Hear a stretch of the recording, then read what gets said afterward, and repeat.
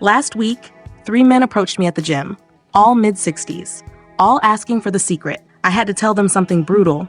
There is no secret. You're fighting odds that make a lottery ticket look promising.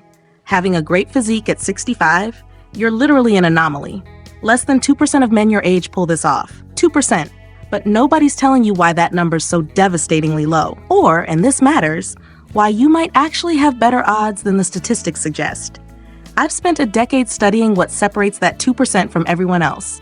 Turns out, 3 factors. Not 10, 3. And if you're over 60, stick around, because the first one contradicts everything you've been told about aging and muscle.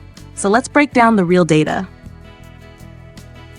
Number 1, the brutal statistics. Why 2%? Why is that number so shockingly low? The data doesn't lie, and it's not pretty. Only 1.8% of men over 65 have what's clinically considered an athletic body composition. We're talking lean muscle mass, low body fat, functional strength. The kind of physique that turns heads, not because it's unusual for your age, but because it's unusual, period. And it gets worse. After 30, you're losing 3 to 8% of your muscle mass every decade. Sounds manageable, right? Not quite, because after 60, that decline accelerates. Hard. This isn't a gentle slope, it's a cliff. Researchers call it sarcopenia, but I call it what it is, your body deciding to cash out early if you let it. Wait, let me show you something that'll change how you see this. That drop you're looking at? That's the average trajectory. Muscle mass plummeting, bone density declining, metabolic rate tanking. And testosterone? Sure, it's part of the equation. Levels drop about 1% per year after 40. But it's not the whole story. Plenty of guys with low T still maintain incredible physiques, and plenty with normal levels, they're skinny fat and weak. The real issue is this. Your body becomes less efficient at building and maintaining muscle. Protein synthesis, the process that actually builds tissue, slows down. Recovery takes longer. Inflammation creeps up. Your body starts fighting against you instead of with you. I've watched this unfold with dozens of clients. One guy, 68, came to me convinced his genetics were the problem. Nope, he was eating like a bird, barely 60 grams of protein daily, and training twice a week, inconsistently. He wasn't losing the genetic lottery. He was just playing by rules that stopped working 2 decades ago. So if the deck's stacked this high against you, why bother? Because those statistics, they're based on the average man. And you're not watching a 16-minute video about physique optimization because you want to be average. Number 2, why most fail and it's not what you think. Why do 98% of men over 60 never crack the code? It's not laziness. It's not even lack of effort.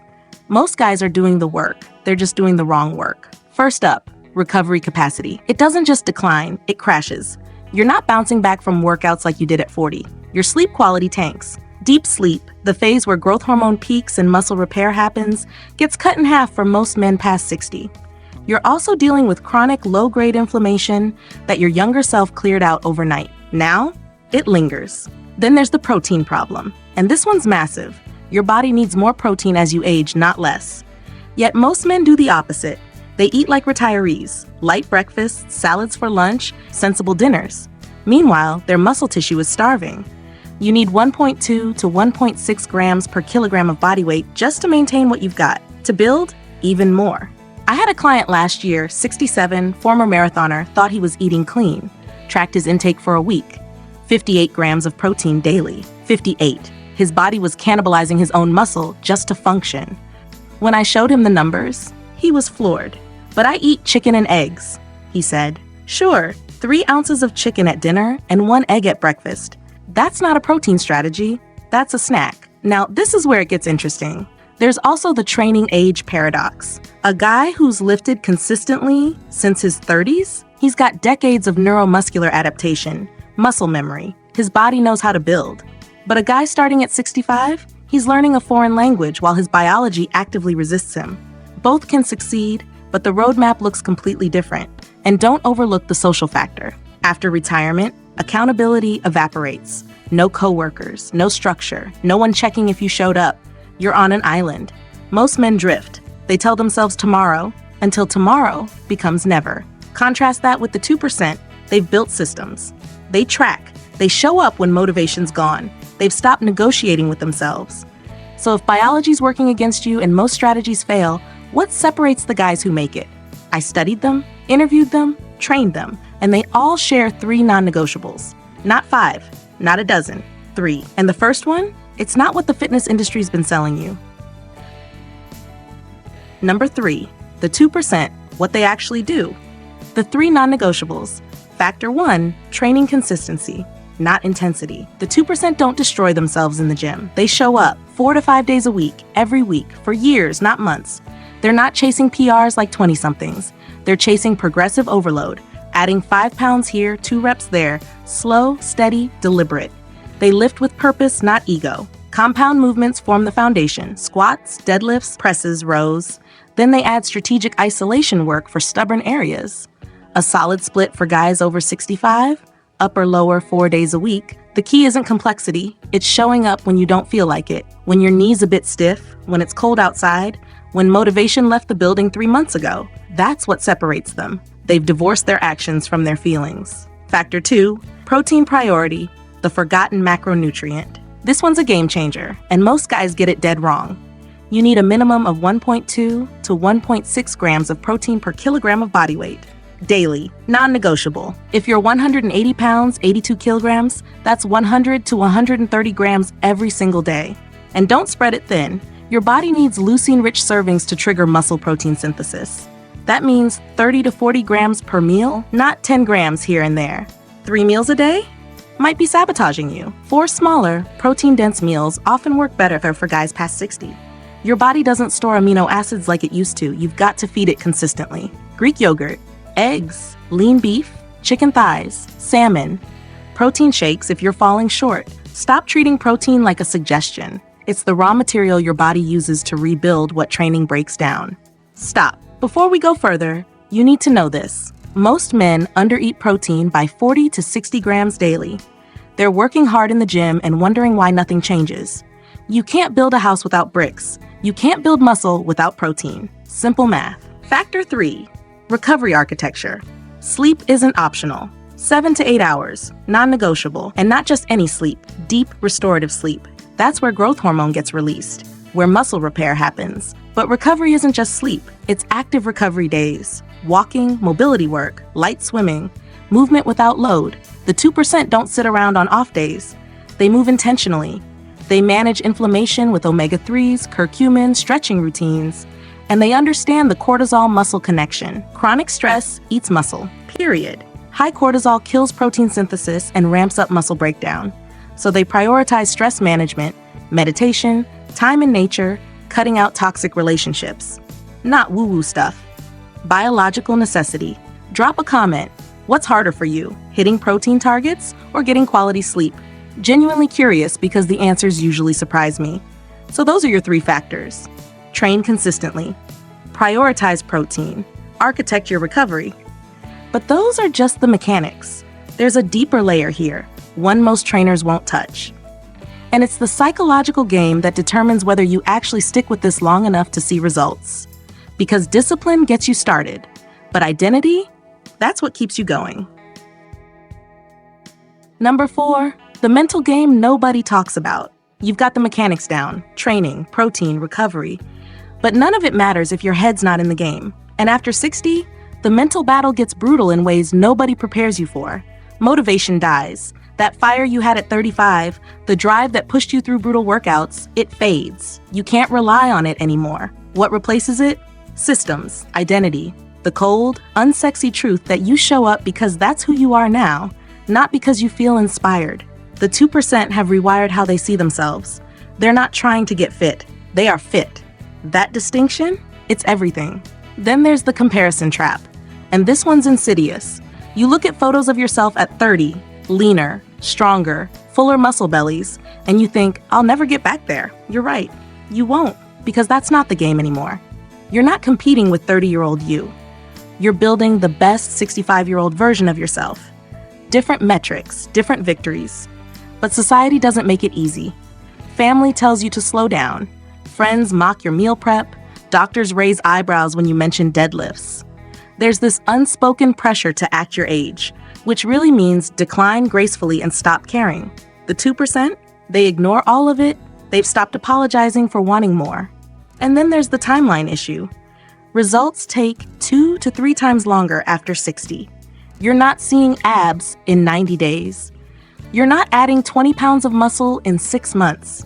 The compounding happens slowly, painfully slowly. I'll be honest, I've watched guys give up because they didn't see dramatic changes fast enough. They'd put in 3 months of solid work, see minimal visual progress, and quit. Meanwhile, the guys who made it, they measured success differently. One client celebrated lifting 10 pounds heavier at 66 than he did at 64. Another celebrated waking up pain-free for the first time in years. They redefined winning. Because this isn't about transformation photos. It's about becoming someone who doesn't negotiate. Someone who values their body enough to feed it right, move it consistently, and rest it properly.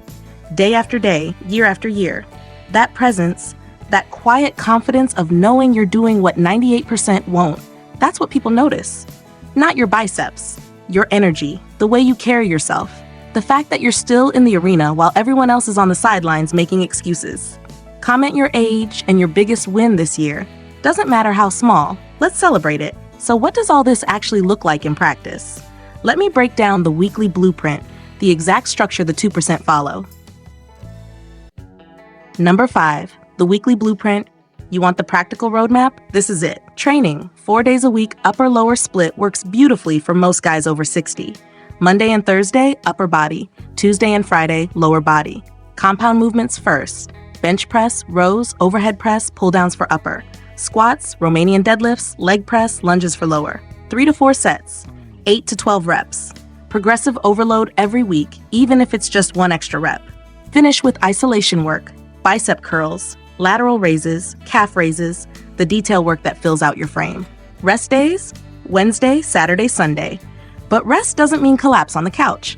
Walk 6,000 to 8,000 steps. Do mobility drills. Foam roll, keep blood flowing. Protein, 4 meals, 30 to 40 grams each. Breakfast, 4 eggs, Greek yogurt. Lunch, chicken breast, quinoa, veggies. Post-workout, protein shake with banana. Dinner, salmon, sweet potato, greens. That's 120 plus grams right there. Consistent, daily, no exceptions. Don't wing it, track for 2 weeks until it becomes automatic. Your body doesn't care about your intentions, it responds to what you actually feed it. Faster delivery, energizing pace, recovery, non-negotiable sleep hygiene. Bedroom cool, 65 to 68 degrees. Dark, no screens 1 hour before bed. Magnesium supplement before sleep. Consistent bedtime, 7 to 8 hours minimum. This isn't negotiable if you want results. Manage inflammation, omega-3s daily, curcumin if joint pain's an issue, stretching routine every morning. 10 minutes. That's it. Your future self will thank you. Tracking metrics that actually matter. Forget the scale. Track strength progression. Did you add weight? Reps? Both? That's progress. Track energy levels. Do you feel better week over week? Track recovery markers. Are you waking up sore or refreshed? Take progress photos monthly. Same lighting, same angle, same time of day. Because changes happen slowly, and you need objective evidence when your brain tells you nothing's working. What's your current training frequency? 2 days? 4 days? 6 days? Let me know below. I'm reading every comment. Look, I'm not selling you fairy tales. This takes time, months, years, but you've already put in decades on this planet. What's a few more years invested in becoming the strongest version of yourself you've ever been? The 2% didn't get there by accident. They got there by decision. Daily decisions. Boring decisions. Decisions nobody applauds until the results become undeniable. So the question isn't whether you can do this, it's whether you're willing to become the kind of man who does. Because being an anomaly, that's not about genetics or luck. It's about standards. And right now, you're choosing yours. You're 65, maybe 67, maybe 72, and you want a great physique that already makes you rare. Most men have waved the white flag, accepted the decline, settled into good enough. You haven't. Remember those 3 guys who approached me at the gym? They wanted the secret, and I told you, there isn't one. Just 3 factors executed relentlessly. Consistent training, protein priority, recovery architecture. Boring? Absolutely. Effective? The 2% prove it every single day. But beyond the mechanics, there's something deeper. It's the identity shift. The moment you stop trying to be fit and start being someone who doesn't negotiate with themselves. Someone who shows up, who tracks, who prioritizes their body when the world tells them to coast. You're literally fighting statistics that say you can't. And every rep, every meal, every night of quality sleep, That's you proving them wrong. So yes, you're an anomaly. But anomalies aren't born, they're built. One decision at a time, one workout, one protein-rich meal, one recovery day where you chose movement over the couch. The 2% isn't some exclusive club you're locked out of. It's a standard. And standards are chosen, not assigned. If this shifted how you're approaching your training, hit that subscribe button. I'm breaking down physique strategy, training science, and the truth about building muscle after 60 every single week. No fluff, no hype, just what works. And if you want the full training template I use with clients over 60, the exact split, rep ranges, and progression model, it's linked below. Grab it, use it, become it. The world needs more men who refuse to decline. Be one of them. I'll see you in the next one. Now go lift something heavy.